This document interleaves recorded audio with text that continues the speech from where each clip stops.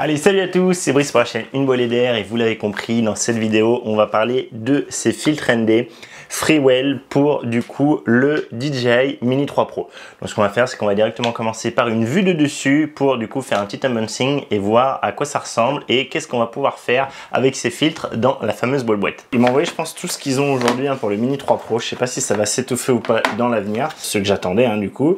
Et donc avec des valeurs qui me plaisent pas des masses. C'est clairement mieux que ce que fait Polar Pro, mais parce que ça va ND64. Mais voilà, on a ND64, ND32, ND16, ND8, ND4. Bon, ND8, ND4, très clairement pour moi, ça sert à rien. ND16 déjà, pas à grand chose, très clairement. Donc, et 32, pas grand chose non plus. Honnêtement, le seul qui va un peu servir pour moi, c'est ND64. Et ND1000, par contre, à mon avis, ça va être trop foncé. Je vais essayer de voir ce que ça donne. C'est en pleine journée. On peut en sortir quelque chose, mais à mon avis, non. Là, du coup, on est 4 fois plus opaque qu'un ND256. Et enfin, à peu près, c'est un tout petit peu moins que ça. Mais voilà, je pense que ça, même en plein jour, du coup, le drone va devoir monter dans les ISO et ça va forcément entraîner une perte de qualité. Donc voilà, ça, c'est vraiment celui en fait qu'on va tester dans cette vidéo et parce que je pense que je ne vais pas du tout tester cela, je vais les garder sous film et les vendre, les revendre. Si ça vous intéresse, dites-moi, je vous ferai un prix cadeau. Du coup, donc c'est, vous voyez, c'est les mêmes valeurs, d'accord, ND4, ND8, ND16, ND32, ND64, pas le ND1000, et tout est en CPL, en PL, donc en polarisant. Et donc vous voyez, ça il me l'a dit, il me l'avait dit dans le mail avant de me les envoyer. Il m'a dit tu verras, il y a en fait un petit trait sur ce qui tourne, la partie tournante, ça c'est comme d'habitude sur les CPL, et par contre, maintenant, il y a deux positions. Il y a la position H. Quand on a le trait sur la position H, c'est là où on va être le plus polarisé possible quand le gimbal est à l'horizontale.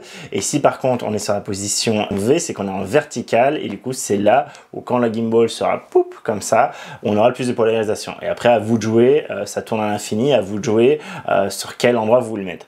Et là, justement, vous comprenez que moi déjà, ça fait un petit moment et que j'ai laissé tomber l'idée de mettre des polarisants sur des drones parce que voilà, c'est trop compliqué. Le polarisant, il est trop dépendant de ce que regarde le drone, de l'angle par rapport au soleil, l'angle par rapport à la lumière, la quantité de polarisation qu'on met, les sujets généraux qu'on a, est-ce qu'on va avoir de l'eau justement avec des reflets qu'on va vouloir essayer peut-être d'estomper, mais tout ça quand on est en l'air en drone à 20 mètres de haut, on peut pas toucher, on peut pas le modifier. Donc pour moi, les PL, les polarisants, tout ce qui touche à la polarisation en drone, j'ai laissé tomber parce que j'ai pas le temps ni l'envie de envoyer mon drone, regarder ce que j'ai, faire des premières images, ramener le drone, le poser, bouger un peu mon fil polarisant, renvoyer le drone au même endroit, refaire le même plan, etc., etc. Non, moi quand je vole, je fais un petit tour, je regarde un peu tout, etc. Et très clairement, je n'ai pas envie d'avoir à changer ma polarisation à un moment ou à un autre en fonction de juste comment il est tourné, orienté, etc. Donc moi personnellement, je vous déconseille ces filtres et de façon générale tous les filtres polarisants. Pour moi, sur un drone, c'est pas viable, à part si vous avez vraiment, si vous êtes voilà super précis, super minutieux et que ça vous dérange pas de faire 15 allers-retours juste pour trouver pile poil l'angle qu'il vous faut. Moi ça me dérange. À un moment je faisais à terre, au sol avant le décollage, j'essayais de trouver l'angle qui va bien, mais de toute façon dès qu'on décolle, on n'est plus tout à fait dans les mêmes conditions, on n'a pas les mêmes angles, on peut avoir des reflets si on a une surface réfléchissante, on peut avoir plein de choses, des couleurs qui changent, etc. Et donc voilà, pour moi ça, je vais pas l'utiliser, ça dégage. Si ça vous intéresse, dites-moi en commentaire, on en parle. Donc toujours la fameuse tirette, ça c'est une cata chez Freewell, franchement voilà, c'est toujours obligé de tout, un moment j'essaie de le faire proprement, mais même en faisant très attention, ça part toujours un moment ou un autre en cacahuète. On a certainement une petite chiffonnette, voilà, une petite chiffonnette et les autocollants, le truc habituel, plus la petite carte pour avoir des tutoriels vidéo, vous pouvez aller voir ça. Donc voilà, c'est toujours sympa d'avoir ça, ils nous fournissent à chaque fois, Freewell à ce niveau-là, c'est plutôt cool. On a un autre plastique, tac. On a les boîtes toujours avec les aimants, ça c'est quelque chose que je vous avais dit que c'était bien cool déjà sur le Mini 2, d'accord, hop, oui c'est bien là, sur le Mini 2 avec les petits aimants. Et par contre vous voyez que on a quand même gagné un peu en taille, alors pas forcément, non, ce qu'on a gagné en longueur, on l'a perdu en largeur, maintenant on a un beau carré, donc voilà, on gagne pas forcément, on a perdu la peau de pêche, avant on avait une espèce de peau de pêche, vous voyez, un peu satinée, qui brille pas trop, là ça brille beaucoup plus, ça c'est du plastique dur, sans peau de pêche, d'accord, c'est du plastique glissant, et lui c'est du plastique peau de pêche justement. justement. Donc voilà. Donc ok, pour le petit truc. Alors est-ce que ça se retire? Ça va être collé au fond. Ouais, ça va être collé au fond. Et du coup c'est assez lourd, hein, mine de rien. C'est assez dense. Là, ce qu'ils ont mis en dessous de ça pour faire le poids, et ben ça fait lourd quand même. Je sais pas s'il y a peut-être les aimants aussi qui jouent, mais la boîte vide est lourde. Hein. La boîte vide est aussi lourde que la boîte pleine en fait, hein, très clairement. Et donc les 6 filtres, hein, du coup, c'est marrant. Alors je sais pas si vous allez le voir. Vous voyez, comme on a des couleurs différentes déjà selon les valeurs d'ND. Je trouve ça fou, le ND32 il est beaucoup plus rouge par exemple que le ND64. Ah, ça dépend peut-être de... Ouais, c'est peut-être moi qui suis concon ici, ça dépend peut-être de l'angle tout simplement. Oui, je pense que je suis concon. Ok, je suis concon. Je suis concon. Bon bref, du coup, moi je pense qu'il va m'intéresser là-dedans, ça va être le ND... alors je vais évidemment comparer du coup les deux ND64. Je pense que je vais faire une comparaison. Donc là on va refaire le test, il n'y a aucune raison que ça marche pas, mais juste au cas où, je refais le test 2. Passage dans la boîte DJI, tout marche. Ok, donc voilà, donc ça évidemment je vais vous dire en conclusion ce qu'il en est. Alors est-ce qu'on voit mieux les valeurs? Non, on voit pas mieux les valeurs, très clairement pas, on voit même moins bien les valeurs. Et à vue, très clairement, eux ont plus une teinte, en tout cas sur leur reflet, il y a une teinte beaucoup plus orangée, dorée, orangée, que ce qu'on a sur les DJI, d'accord? Donc à voir ce que ça donnera. Et là vous voyez que pour les rangées, il y a bien un sens, hein. Je peux pas mettre la valeur du ND vers le haut, d'accord? Si je mets la valeur du ND vers le haut, je peux pas le clipser. Ce que vous avez vu, en fait, il y a un arrondi d'un côté et un plat de l'autre côté. Là, j'ai un aplati, d'accord? J'ai une zone plate et du coup vous voyez pas très bien, je suis désolé, j'essaie de faire ce que je peux avec les reflets mais c'est vrai que c'est pas facile. Et voilà, là je peux bien le clipper et là ils sont tous bien mis et bien protégés. Donc voilà, bon, la boîte est bien, hein, elle mériterait d'être un poil plus petite, je pense qu'ils auraient pu un peu gagner des marges sur le côté, elle est un peu lourde aussi, mais pour le coup on galère pas à les sortir par rapport à, vous m'avez dit ça, vous avez été quelques-uns à dire, ah mais ça a l'air galère ton truc, faut un peu mettre les doigts, vous voyez en faisant gaffe on arrive à pas trop mettre les doigts, mais je pense, je sais pas si vous allez voir, mais j'ai des reflets, j'ai des traces de doigts là-dessus par exemple. Alors, vous n'allez pas le voir évidemment. Je pense que vous n'allez pas le voir. Mais je vous dis là, par exemple, j'ai une trace de doigt sur celui du centre. Donc ce que je fais souvent, c'est quand je les prends, je mets une trace de doigt effectivement, je l'essuie avec mon t-shirt, enfin, je mets sur mon drone et je l'essuie avec mon t-shirt et c'est bon. Mais effectivement, là, ici, beaucoup moins de problèmes pour sortir les filtres, hein, même si c'est un filtre entre au milieu des autres, vous voyez, j'arrive à le prendre vraiment sans toucher du tout la vitre, d'accord? Donc ça, c'est plutôt un avantage par rapport au DJI. Voilà, si vous avez tendance à avoir des gros doigts plein de graisse tout le temps, peut-être que vous préférez éviter de toucher les filtres. Moi, c'est vrai que je les touche assez souvent ici. Et quand même, soyons fous, je pense que ça va être exactement le même problème. Vous voyez là pour le coup on n'a pas de marge, hein. Donc je vais faire dans la boîte qui est vide. Est-ce que ce truc là, du coup, hein, dans la même logique que dans la boîte de DJI, est-ce que ce truc là, si on le met à son emplacement, qui est comme ça, on va pouvoir fermer la boîte? Eh ben non, tout pareil. Donc je pense qu'ils ont eu la même pièce, hein, que DJI pour faire leur filtre et leur boîte. Là vous voyez, est-ce que ça mériterait pas du coup, attendez, je vais sacrifier un peu cette boîte, hein. Pas tant que ça. Alors qu'est-ce qu'on a? On a plusieurs couches, ça c'est bien. Attendez, on va peut-être pouvoir en bricolette. Putain, pas tant que ça. Ah vas-y, ça s'enlève pas là, ce fond là. Attends, ah non, c'est une mousse ça. Donc ça s'enlève, hein. Ça, oui, ça doit s'enlever. Attends, je vais pas te casser la charnière, je vais juste enlever la mousse, ouais. Ça peut le faire. Si, je vais pouvoir avoir peut-être une boîte. Alors vous allez voir l'instrument très technique que j'utilise, hein. C'est un bouchon de stylo bic, hein. Hop. Je passe en dessous. C'est bien collé, hein. C'est de la bonne mousse en plus. Ok. Si ça je le vire et je remets ça à la place, là ça va le faire. En plus ça me fait gagner en poids. Et là, on commence à avoir un truc intéressant. Hop. Ce revêtement est vraiment un truc un peu caoutchouté et qui absorbe vraiment bien la lumière, hein, vraiment pas de reflet. Et moi quand je passe le doigt dessus, vous voyez, ça me colle bien le doigt, hein, ça colle bien. Et donc là, si je refais la même manip, peng, là ça passe. Ok, et là ça passe large, hein, vous voyez. Là même on aurait pu rétrécir l'épaisseur de la boîte. Alors par contre c'est sûr, hein, on n'est pas du tout sur la même taille de boîte, hein. Je vous fais, voilà. Clairement, on rentre deux boîtes DJI, hein, dans une boîte, voire un peu plus, hein, voire deux boîtes et demie, hein, si on regarde le volume, vu comme même c'est bien plus épais. Par contre, voilà, là, vous voyez, avec cette petite feinte que je viens de vous faire sous les yeux, on peut quand même rentrer, hein, on pas rentrer ce truc là. Et donc vous, si vous achetez juste le pack de 6, vous pouvez très bien faire la manip que je viens de faire, hein, c'est virer juste cette mousse là, d'accord, et du coup vous avez la place pour fermer. Donc ça c'est pas mal, parce qu'on peut évidemment absolument pas faire, hein, sur les DJI, hein. Les DJI c'est un truc fixe au fond de la boîte, hein, qu'on peut pas du tout toucher. Ok, on pourrait peut-être virer un peu l'espèce de caoutchouc qu'il y a au-dessus, mais ça suffirait pas. Il manque trop de millimètres pour que ça passe. Au niveau construction, je vois pas que ce soit d'un côté ou de l'autre quelque chose de mieux construit, hein. Ça m'a l'air très similaire. Si on regarde derrière le mécanisme de clic là, je vois personnellement pas de grosse différence, hein, très clairement, et j'ai pas l'impression qu'il y en ait un plus solide que l'autre. Bah, ça je vous le dirai au plus long terme, hein. Si je vous refais pas de vidéo, c'est que tout va bien. Si j'ai un truc qui me claque dans les dents, c'est que c'était pas bon, et je vous le dirai évidemment. Donc voilà, hop, je remets ça en place. Et donc ce que je vais faire, ouais, c'est que là sur ces filtres là, donc très clairement ce que je vais faire, c'est que je vais vous tester le ND64 que je vais comparer au ND64 de DJI. Je vais voir si le ND1000, je peux en faire quelque chose dans la vraie vie. Voilà, allez c'est parti, on va faire le test sur le terrain.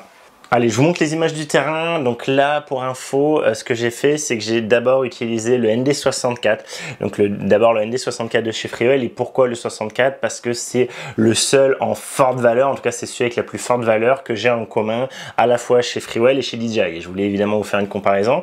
Et donc voilà, donc là, c'est le ND64 qui est certainement un peu short, mais sachant que de toute façon, hein, c'est le plus grand, à part le ND1000, on va y venir après, mais c'est le plus fort à part le ND1000.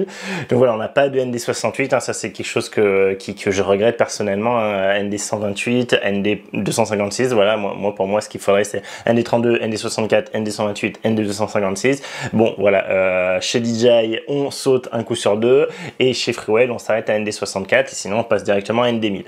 Donc voilà, vous pouvez voir ce que ça donne. Alors de façon générale, hein, vous voyez, pour moi il n'y a pas spécialement, il n'y a rien à dire de spécial, moi j'ai rien vu. Oui, il y a peut-être un petit changement de colorimétrique, ça tire peut-être un peu plus vers le marron jaune, c'est peut-être un peu plus chaud, mais rien de bien grave. Vous allez voir sur la comparaison avec les fils de chez DJI, bah, ça va être très kiff bourrico, hein. Donc voilà, il y a peut-être un tout petit peu plus, une teinte un tout petit peu plus chaude, mais vraiment ça se joue pas à grand chose, et j'en mettrai pas du tout ma main à couper. Donc pour moi à ce niveau là, voilà, ça remplit complètement le job, hein. Vous avez vu sur la vue dessus, ça se met parfaitement à ce niveau là, vraiment aucun souci. Sur le terrain, le fait d'avoir la boîte en ayant enlevé un des deux, voilà, la surépaisseur, ça me permet de mettre directement le petit cache, hein, le petit pare-soleil du drone dedans si je le veux. Après je me suis dit ok, bon bah voilà, là j'ai les deux fils de la même valeur. Moi justement, ce qui m'embête, c'est que bah, je voudrais aller plus, je veux avoir une plus forte intensité pour justement quand souvent je sors, là c'était le cas, soleil très haut, très fort qui tape beaucoup. Du coup bah voilà, je vais mettre mes maximums des deux côtés, donc à savoir le ND256 chez du coup DJI, et le ND1000 chez Freewell. Et honnêtement je pensais que ça marcherait pas du tout le ND1000, je pensais que ça serait beaucoup trop fort, et que voilà, et que ça serait pas bon quoi. Et bon bah ça passait dans ces conditions là, donc c'était vraiment, on pouvait pas être plus au soleil, hein. Ça devait être allé 13 h quoi, ça devait être 13 h, un truc comme ça là, ce vol. Donc vous voyez, hein, que c'est, j'ai l'impression que en particulier, hein, peut-être là je vous montre du coup soit au décollage, soit surtout à l'atterrissage, quand je suis un peu dans une zone un peu plus ombragée. Ça, évidemment, du coup, on doit monter dans les ISO, on a peut-être un peu plus de bruit, et encore c'est dur à dire parce que même là j'étais en plein soleil.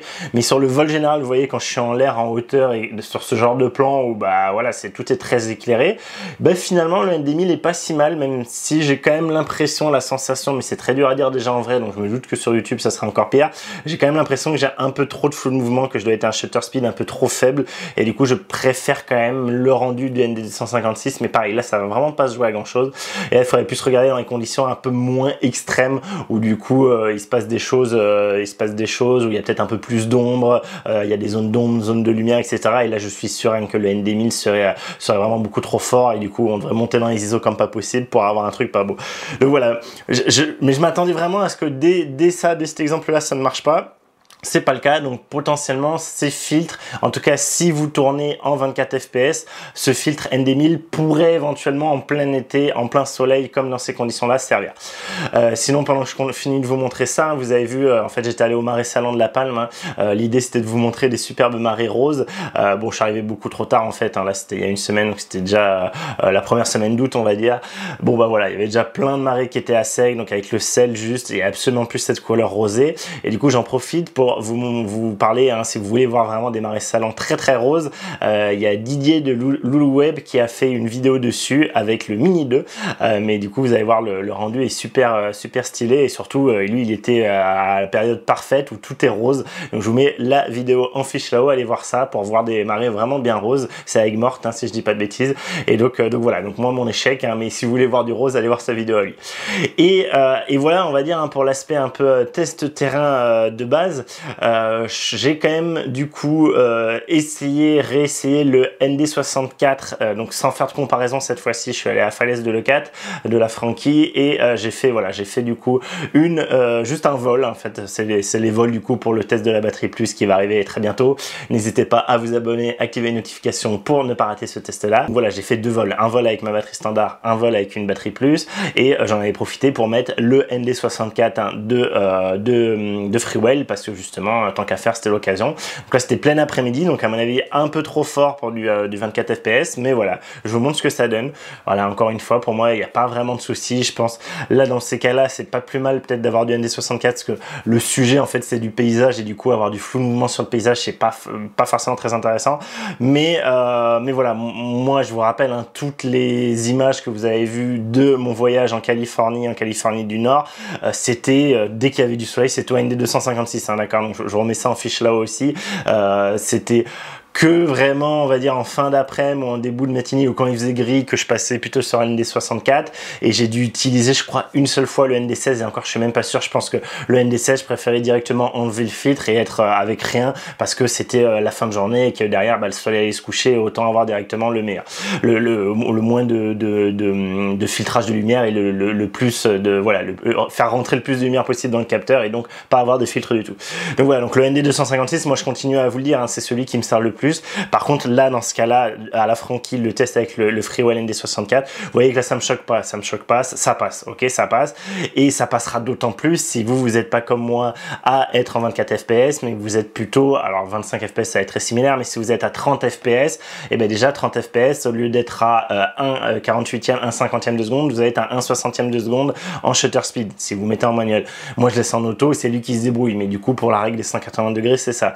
Si vous carrément vous filmez tout le temps en 60 fps, normalement du coup vous êtes à 1/120e de seconde. Là vous avez encore énormément réduit, hein, d'accord, vous avez réduit par rapport à 1/60e de seconde, vous avez encore réduit 2 fois la lumière qui va arriver à votre capteur. Donc dans ce cas là, clairement si vous tournez en 60 fps tout le temps, clairement vous n'avez pas besoin du ND256. Je pense que vous pouvez complètement vous en passer, et dans ce cas là, ce pack là de chez Freewell sera complètement intéressant, parce que vous avez plus de valeur, vous sautez pas les valeurs, vous avez plus de filtres, et vous pouvez vraiment aller, vous avez en particulier le ND32 que j'ai pas sur du coup les DJI, et après bon vous avez deux valeurs, hein, très basses qui à mon avis servent pas forcément à grand chose, mais pourquoi pas ND8, ND4, et vous avez la très forte valeur pour ND1000 si vraiment voilà vous voulez filmer je sais pas, avec du soleil ultra fort en plein milieu du désert tout blanc, hein, plein milieu je sais pas, du désert avec, vous savez, le sel là par terre.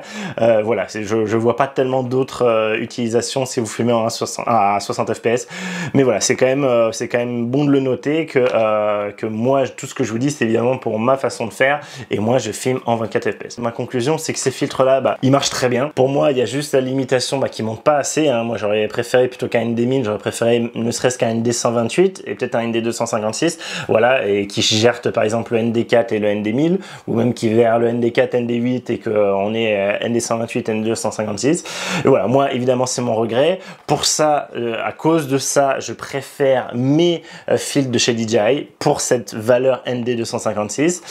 Eux par contre, j'apprécie qu'il y ait du ND32 que je n'ai pas à côté DJI très clairement. Et voilà, après niveau colorimétrie, vous avez vu, pour moi c'est très bien. J'ai vu aucun problème de flair, de choses en plus, de problème de vignettage. Il n'y a vraiment aucun souci à ce niveau-là. Le montage se fait bien, le démontage se fait bien. Ça a l'air d'être aussi quali que ce que j'ai chez DJI. Voilà, pour moi, c'est des très bons fits. Juste, moi, ça va pas m'aller par rapport à ma façon façon de tourner, par rapport au fait que je tourne à 24 fps et que du coup le ND256, vu que je tourne très souvent en plein après-midi, en plein soleil, et ben quand même il me sert. Sachant qu'aujourd'hui, hein, dites-moi en commentaire si vous en avez trouvé, mais à ma connaissance aujourd'hui il n'existe toujours pas de pack autre que ceux de DJI qui montent à ND256, et en particulier moi mon rêve, ce que je vous avais dit, moi si je voulais un pack de 6, moi mon pack de 6 l'idéal ça serait ND256, ND128, ND64, ND32, ND16 et potentiellement ND8 ou plutôt un filtre UV. Un filtre UV, voilà, ça serait mon pack idéal.